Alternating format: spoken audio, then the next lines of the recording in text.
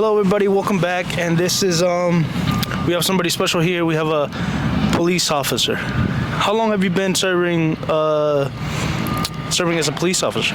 Well, here in Florence since 1985, so approximately working on 39 years now. 39 years. Wow, that's a very long time. And what motivated you to be a police officer? Well, I like helping people.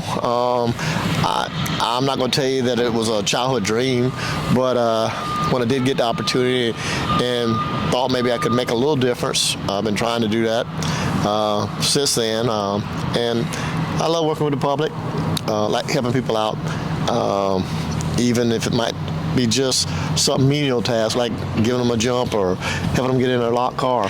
That's one of the things that gives me a good feeling. Oh, wow. Serving the public. All right. And take us through a nonviolent 911 call. Say somebody dialed by accident. How would that go? Well, the call comes in.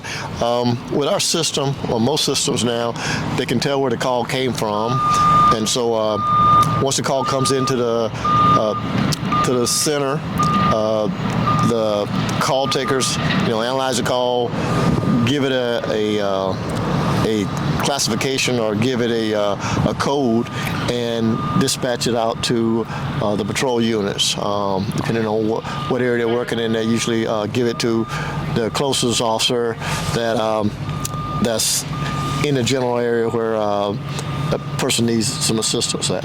Oh, okay. And so the people that when they get the call, do they serve as police officers or telecommunication officers, which they are school trained. They receive training how to handle that situation, because they're in a way they're kind of first responders as well, because they're the ones that have to get all the information from the caller or get as much information as they possibly can, and then pass that information on to the officers that are in the field.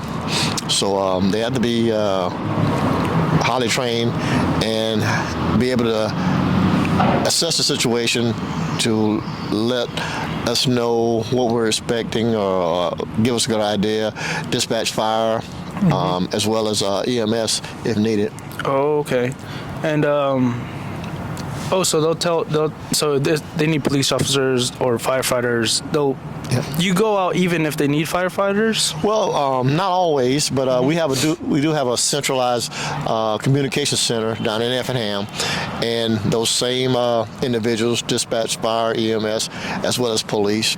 And so sometimes all three units, agencies show up, and sometimes it's just one needed. For a routine fire call, maybe just fire might be needed, but for maybe a pretty bad accident, all three units might be dispatched to the scene. Oh, okay. And let's see.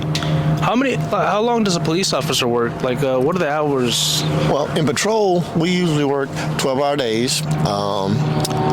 Pretty much divided up from 6 a.m. to 6 p.m. and 6 p.m. to 6 a.m. There'll be other officers throughout the day doing other tasks, but uniform patrol officers here in the city of Florence pretty much go from 12-hour days on a regular shift.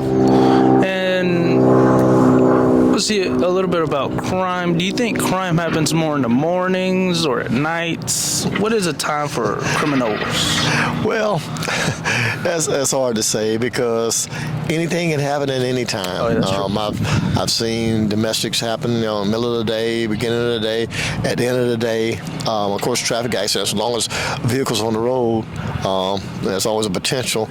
Sometimes we say, okay, well, there's only 2 or 3 cars on the road, and those two or three cars end up hitting each other or colliding with each other. So there's no set period of time. I guess you could go through some statistics and find out exactly where most of the crime takes place, of course, in the middle of the day or later in the evening. But a general rule, things happen all the time, anytime, Mm-hmm. And have you walk into a store, have you caught anybody committing a crime? Like taking a Hershey bar in the pocket, or well, something like that? The uniform is a deterrence a lot of times. So most of the time when we walk in with a uniform, if if somebody planned on doing something, you know, a lot of times, at least we hope, they'll change their mind. Okay. But of course, unmarked units and officers in plain clothes tend to run into things probably a little bit more often. And of course, as you probably have noticed across the country, uniform officers as well as plain clothes officers, have gotten into stuff that nobody expected to happen, and so you can't never be sure, what's going to happen at any given point in time. You just got to kind of be on guard, But yeah, every now and then you'll run into something, and then of course I should say some folks of the criminal element don't even first care. Hey, if they're going to do something, they're going to do something, regardless of whether you're in plain clothes or you, fully dressed uniform officer. If they're going to do something, and if they'd already planned on doing something, they pretty much have to carry it out, or they will carry it out. So that's the times we live in now. It definitely has changed, where people are a whole lot more bolder than they used to be. Let's say 20 years ago. So going back, how was crime 20 years ago? Well, some of the same crimes still happened, I would think, which I know for sure. But people are just a little bit more cold-hearted. Some folks are.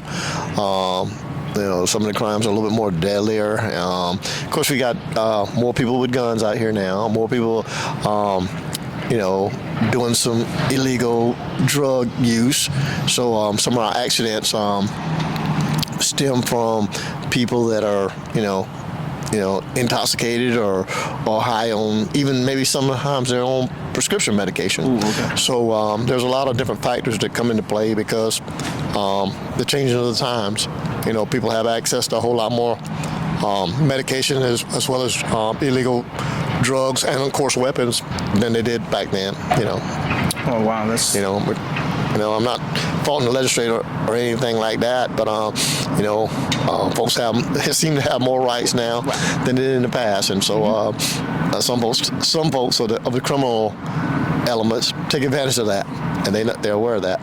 And in all your times as a police officer and all these weapons being used, how some people thought, let's take this really, really back. Has anybody, have you encountered like a sword fight or somebody shooting a bow and arrow at somebody? Me personally, I know there have been some incidents where folks have had machetes out in the street, I'm pretty sure bow and arrows as well.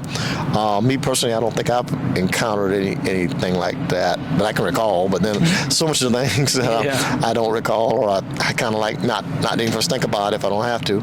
So, but like I said, people tend to know what they think they can get away with, and some of them, like I said, push the envelope and will always rely back on their constitutional rights, as they say, when it's in their favor, and so it makes our job tougher at times. Oh wow! Yep. And what I can also think about is how often do you not and going to work, but going into work, the canine unit? Are they in a separate, like when you go to your meeting room, are they in a separate room, or how do they work? Well, no. Here in Florence, we have canine units are assigned to patrol. Of course, we have some that are assigned to narcotics as well, but in patrol. And of course, they have special vehicles that are built to transport them. They don't necessarily come into the squad room or the briefing room with us, but they're housed in their vehicles, special equipped vehicles for them, and they usually ride with that particular patrol officer throughout that 12-hour shift, being able to respond whenever needed. And if one is needed and we don't have one on shift at that time, they're pretty much on call and ready to respond when they need it. So we do have them. Yes, sir. All right. And let's see. I think it's called I Plead the Fifth. Has anybody used that when being detained? Is that something you can use? Not to yeah. speak at all? Yeah. Of course, if we're going to try to question them about a crime, we're required to read them their Miranda warnings, which says basically they have the right to remain silent, and if they do say something, it can be used against them, and they have a right to attorney. Which leads us to believe sometimes when folks don't want to say anything, they might be kind of admitting a little bit of guilt. I mean, if you have opportunity to clear yourself at the scene of the crime, hey, it might be a good idea. But I mean, that's the Fifth Amendment. That gives them the right to not say anything without a lawyer if they want to. But still doesn't mean that if we have proper cause or reasonable suspicion to detain them for a little while till we collect some evidence and speak to witnesses and assess the situation. Okay. And have you? Well, I don't know. This couldn't be you. This has to be you. But has it happened that I've seen those videos where somebody gets arrested and they manage to get away? Has anybody gotten away from inside the vehicle? Oh yeah, I'm sure it has. I can't think of a particular incident right at the moment, but yeah. If you detain some people ran away with handcuffs on them. I had one incident years ago. I can vaguely remember it. I don't know what the young lady was being detained for, but anyway, she was in the back of the car, handcuffed in the back of the car to the rear, and as I was going from point A to B, I don't know whether she was going directly to jail, if I remember. This happened so long ago. Somehow she was able to weasel her wrist out of her handcuffs, and she had them on her hand on her finger, twirling them around, and saying, and I'm looking through the rear mirror. She said, "Well, what do you want me to do with these?" I can't remember. I think she was pretty intoxicated or whatever, but she was able to weasel her hands out of the handcuffs, and it kind of sounds funny now, but at the time, you kind of wonder, okay, did I put those handcuffs on tight enough, or did it right? But and I'm not even for sure whether I was the one that handcuffed her or not, but I know she was in the backseat of my car, and I remember that. And yeah, they've had some folks who actually were able to run away from the scene in handcuffs, or just be able to get out if you don't watch them closely. Oh wow! Okay. Oh yeah. All right. So now say it's a dangerous situation. When would the SWAT need to be called? Usually a command officer or supervisor is going to make that call, because the patrol officer is going to assess the situation, and maybe it may come out on the radio. That's going to be a bad situation, or maybe not. But once we assess the situation, or somebody's maybe possibly shooting at us, or either definitely already committed a crime, a violent crime, and they won't present themselves, they barricade themselves in a residence, or they hold some people hostage, something like that, then of course, the command level will pass that on up the chain, and they'll make that assessment when they call the ERT team, as we call it here in Florence. ERT team. Oh wow. And has there been any situation where you have to have maybe almost called the military, or has that never happened? Usually, ERT team or the other agencies around here, whether it be the Sheriff Department, Highway Patrol, or even SLED, usually have been able to contain most situations. Thank goodness. I can't recall any situation where the military had to be called out here, unless maybe somewhere near upstate where near military posts they're just readily available. But here I don't recall. But you never know. So you got to be prepared. But usually things get contained. As quickly and as professional as possible, right through the county. But I mean, there are policies and procedures in place where, if other agencies are needed, we have a mutual aid policy where other agencies will assist us if need be. Oh, okay. And now, getting into a little bit more, how the police are, they're just like us, but they have different positions. What is some similarities that we don't see because we just see the uniform with other police officers? Well, I mean, most all most officers that I know have families. They have children that are in schools that attend schools just like the general public. Most of them, I really don't know any officers that have their kids in private school. I'm sure there are in some agencies, but I'm pretty sure most of the officers here in our area, kids, attend schools just like the rest of the public, and their spouses work, other jobs, outside of law enforcement, some of them. Most officers want to do their job, and go home, be compensated for it, of course, but go home and participate in any other type of activities, like going to, the fair, library, movies, yeah. just like anybody else. So it's not much a whole lot of difference in that aspect. Of course, obviously, when we're at those public outings, of course, we need to present ourselves very professionally. If something does break out violent or criminal, we should be able to, or try to, quell it and try to bring about order, or definitely do like any other citizen and call for law enforcement assistance. But we should hold ourselves to a higher standard, but we're human just like everybody else, of course. All right, and with what was going on, about taking away money from the police, is that a good thing or a bad thing coming from a police officer? Well, the criminal element out here is using advanced technology, doing things that require funds. I mean, I can't. Each department or each community has to decide, for its funding part, and that's way above my pay grade. Okay. How they want to handle it, but of course, we have to go with the technology. We have to go with what we're given, but of course, obviously, we need the best equipment that we possibly can get doing some of the jobs that we're doing. We need the technology. Sometimes we're falling behind for some areas and some departments, and the criminal can possibly get a edge on us. Actually, sometimes people think that we have more capabilities than we do at times, which is a sad thing. Oh, can't you guys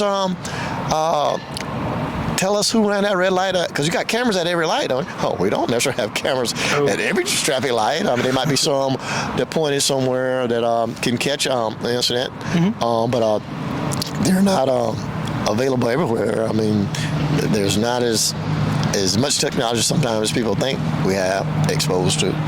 But I think we should have as much as we possibly can within reason, to help us combat crime, because eyes and ears, matter of fact, most of our job, a good bit of our job is not done by, and you were asking earlier about running up and catching on somebody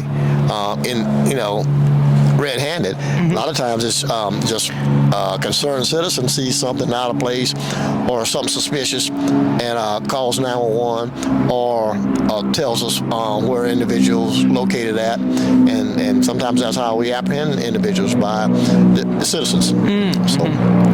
Okay.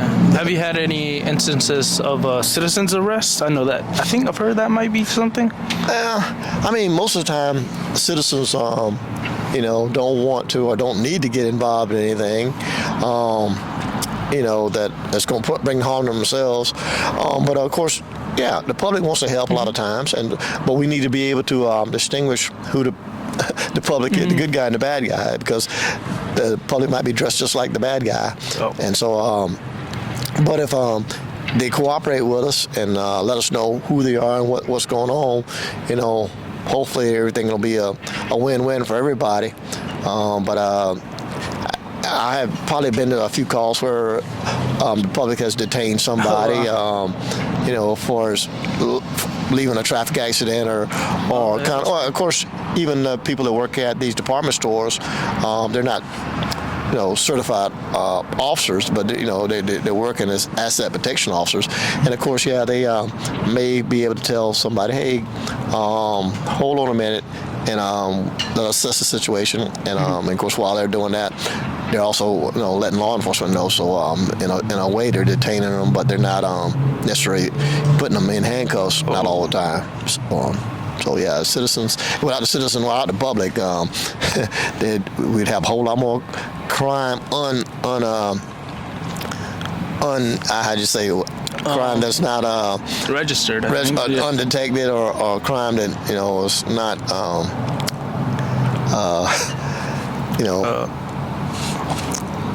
crime that's not I know what you mean though. But goes undetected, and crime that is not nobody is apprehended, I should say. Okay. And this sounds like a lot of work, long hours, and a lot of energy being consumed.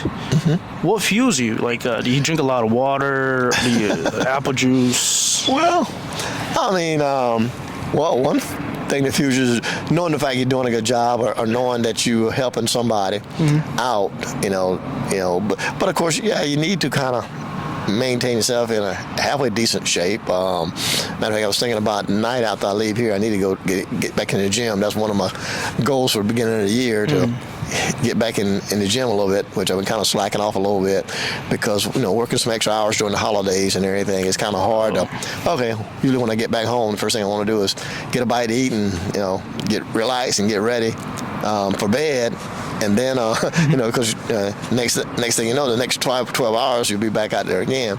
But I need to do a little bit of time, more time for maybe at least an hour or so of some exercises or something to keep me in better shape.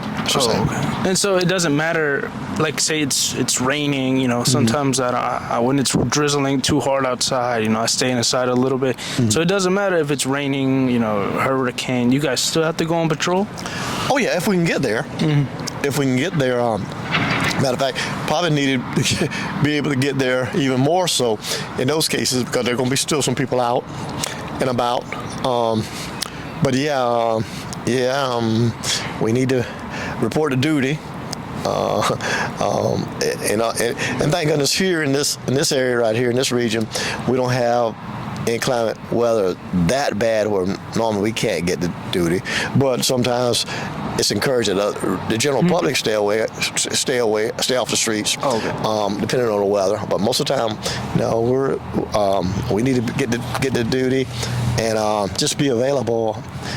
If need be, we might not be patrolling the streets as heavy or being as visible then, but hopefully nobody else is being invisible or committing any crimes if the weather is that bad or the conditions are that bad.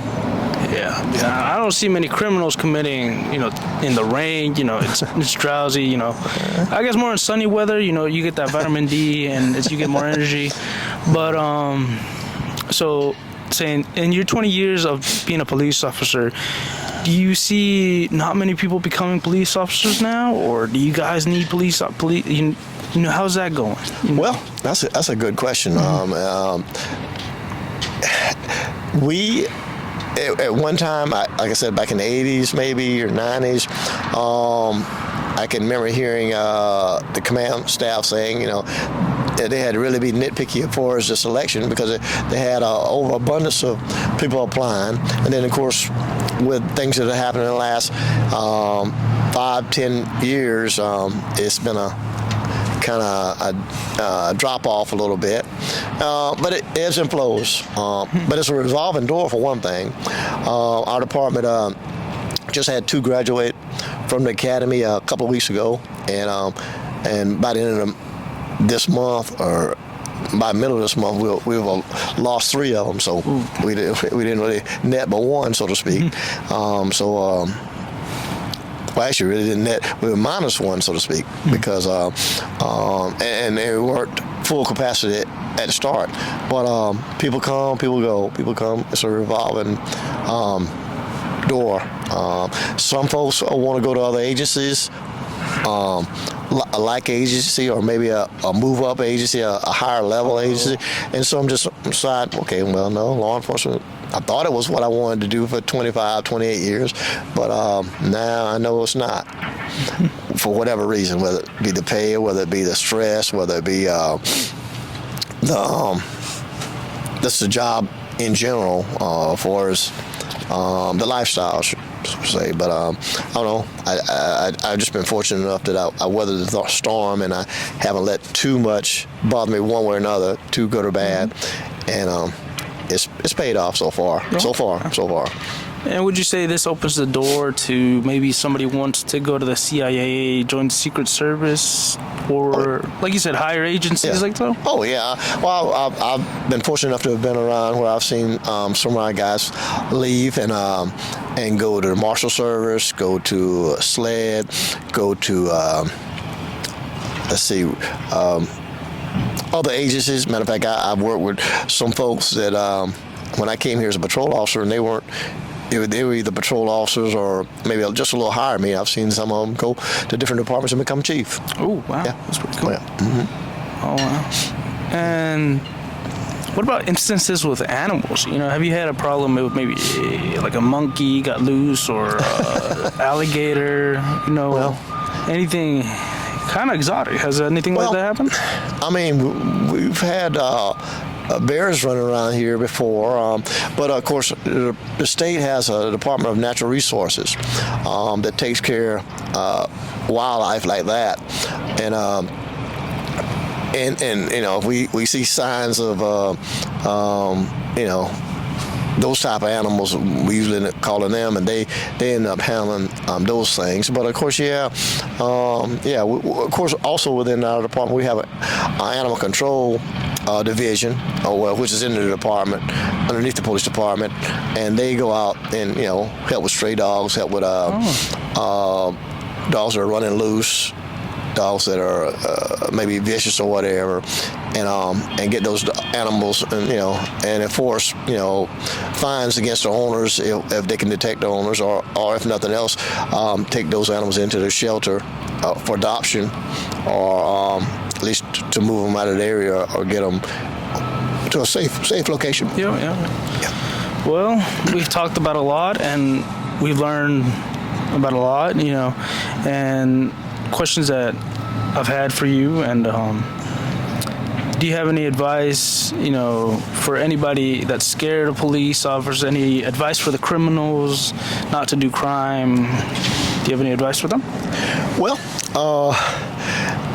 the general public, I always go by the motto, or at least the saying, treat people like you want to be treated, and that's the same thing with the average citizen.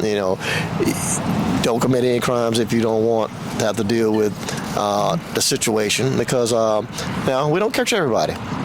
Everybody doesn't. They say if you don't want to do the crime, if you don't want to pay the time, don't do the crime. But everybody doesn't get caught all the time, but they do get caught sometimes.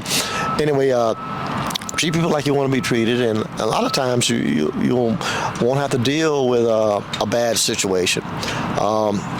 Law enforcement is a good career for folks that want to deal with it or can deal with it. I encourage people to if they want to. Matter of fact, I was talking to a young lady on the phone the other day, and she's coming out of the military, out of the Marines, and wanted to get into law enforcement. And she was asking me about a career in the field, and I said, well, hey, my hat's off to you. If that's what you want to do, we need you out here. We definitely need more people that are willing to make this type of sacrifice for us. It's not like being in the military, but it can be pretty close at times, because we got a lot of rules and regulations. When I first came to the department, we had a little policy and procedure manual like this. Then later on, it got big, like a dictionary for a encyclopedia. Now it's on a disc now, because it's just so much, and but if you're willing to make those sacrifices for us, following the rules, and trying to be a good citizen, and wanting to help somebody, that's the bottom line. If you really want to help somebody, I can't think of too many other better places to be. Oh, wow. Well, Thank you very much. Oh, Thank you yes, for sir. thank you for being on the podcast, and I hope this reaches out to the people that need to hear it. And thank you very much. Well, you're quite welcome, sir.